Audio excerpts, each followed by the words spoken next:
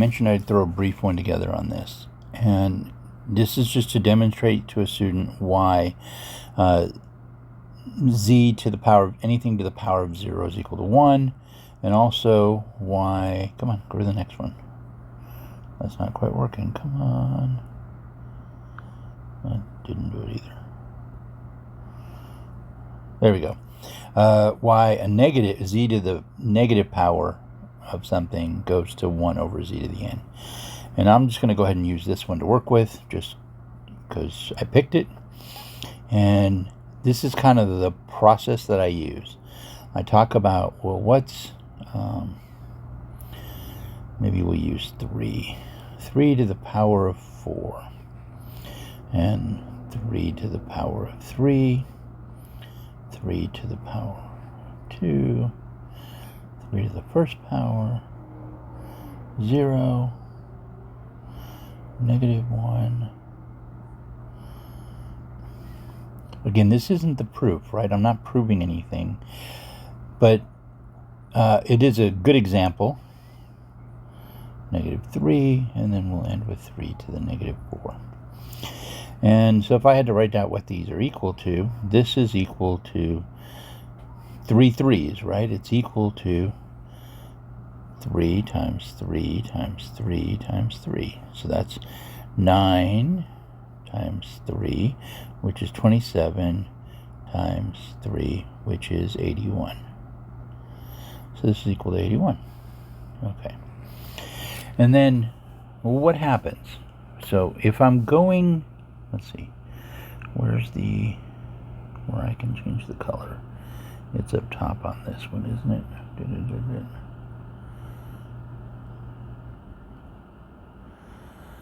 Maybe I can't change the color. Come on. That's not what I want.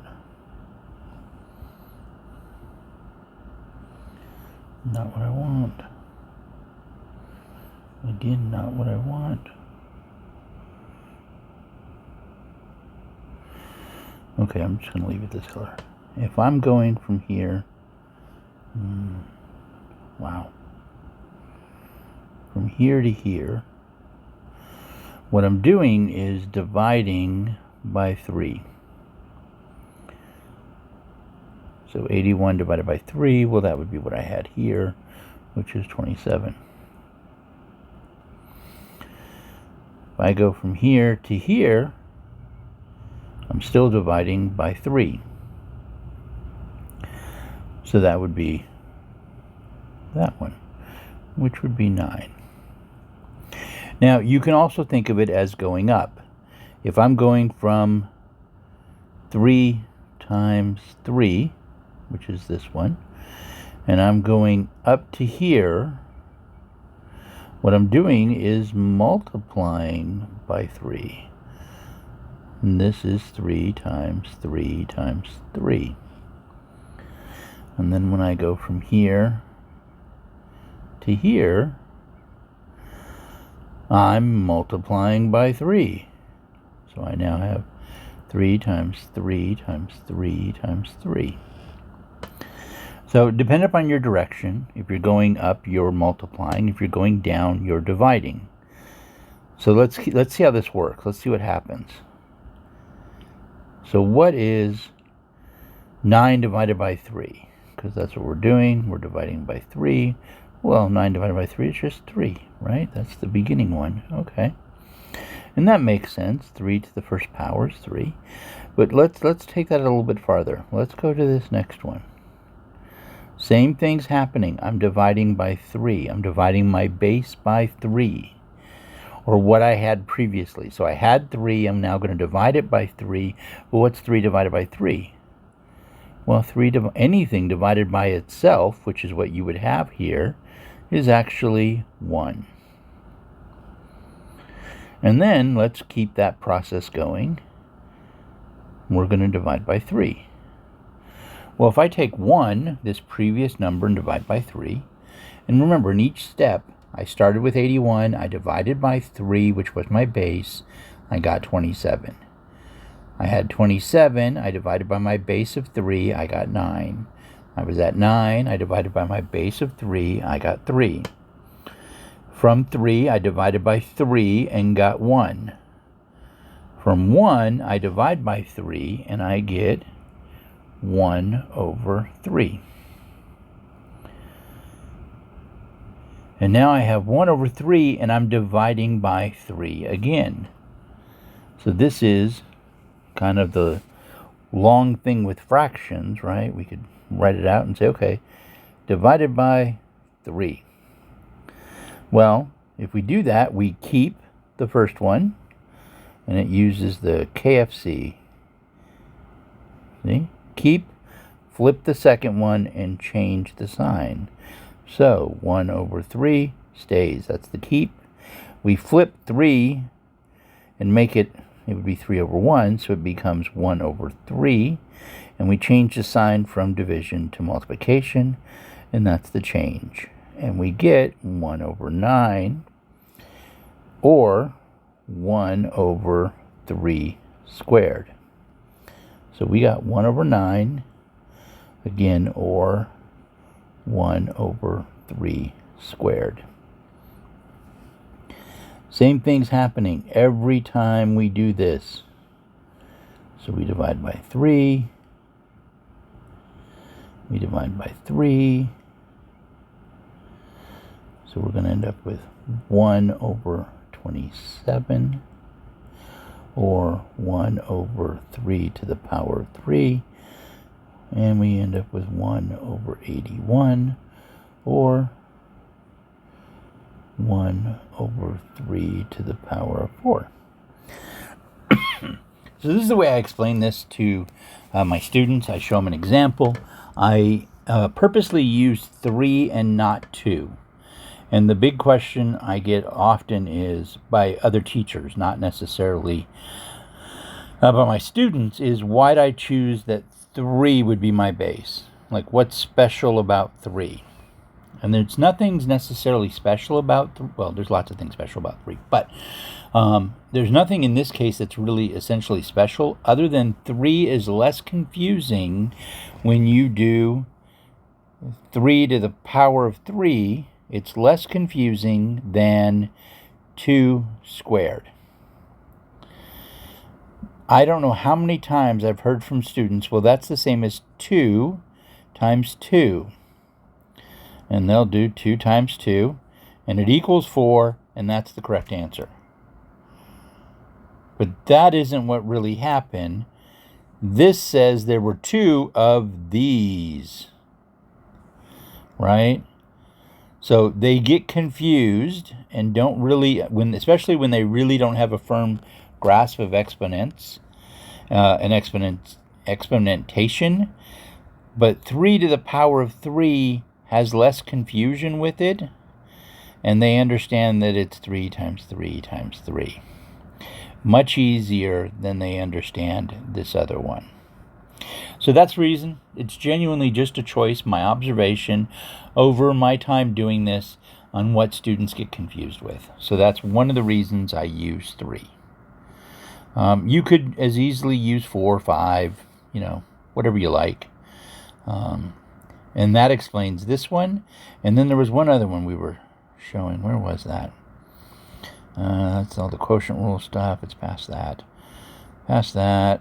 Past the review. No. Oh, here. Okay. Yeah, I remember now. So let me go back here. So from this idea, right here, I'm going to address it. And actually, I'm going to clean it up at this point here, just because I feel like that's the best time to do it. Not that we couldn't take it farther, just that I feel. So this says that this is negative 64 to the 1/3 raised to the negative 2. And this is equivalently the cube root of negative 64 raised to the negative 2. Okay. And this -2 can actually go in there, but it could be written this way. So this is a could be. I'm not going to usually do this, just because I feel it's easier to deal with before then. Oh wow, because I got to put a parenthesis in there, that definitely is an argument for not doing it. You're writing way too much, right? You could write that, right? That's going to do the same thing. Does this help me any? Yeah, I'm sure. Not really. But I can address it right here. I can address this piece right here and say, well, what does 64 come out to be? And you guys have seen me use this. 64. Well, what goes into 64? Well, 4 goes in. But I'm going to use prime numbers because that's kind of the way I teach this. So 2 goes in. 2 goes into this 32 times. And 2 goes into 32 16 times. And 2 goes into 16 8 times. And 2 goes into 8 4 times. And 2 goes into 4 2 times. Now I'm left with prime numbers. I have 1, 2, 3, 4, 5, 6. So I can pull these off. I'm looking for sets of 3. So there's one set, and there's another set. So I really have 2 times 2, which would be 4, and there's 3 sets. So this is really, and it was -64. So that's the equivalently the 3 of -4 times -4 times -4. And right now we'll still keep that like that for a moment. And then since there's 3 of these, I can pull 1 out. So this comes out as -4 to the power of -2, which that's easy to address. That is 1 over -4 squared, which is 1 over 16. Now, could I have gotten there by doing this piece here, right? This is the big question. Could I have? Absolutely. We'd have to consider what the square root of 64 is. That's a pretty large number. Off the top of my head, I'll be honest, I don't have that like in my repertoire of like, oh, this is something you should know. But like most people, there's a calculator somewhere. Where's my calculator? So 64 times 64. That's easier. Bam. Which would be, since it's squaring, it would be 4,096. 4,096, it would become positive now, and I would have the cube root of that, which I wouldn't want to do by hand, but, you know, technology is wonderful. We can raise it. Where's the caret button?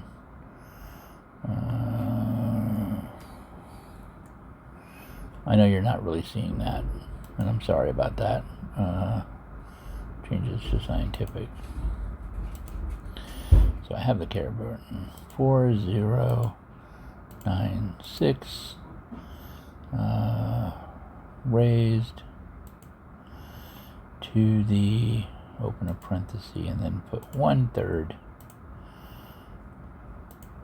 and then close parenthesis. Well, that didn't work. Oh yeah, it did. All right. And it spits out 16. And again, I didn't need anything fancy. I actually just used my cell phone calculator, so it wasn't like it was that difficult to do. Anyway, that's the idea, and that was it. So I just wanted to give those a real quick, brief one. If you want to look at it, you're more than welcome. If not, that's fine. I understand. All right, you guys, have a wonderful day.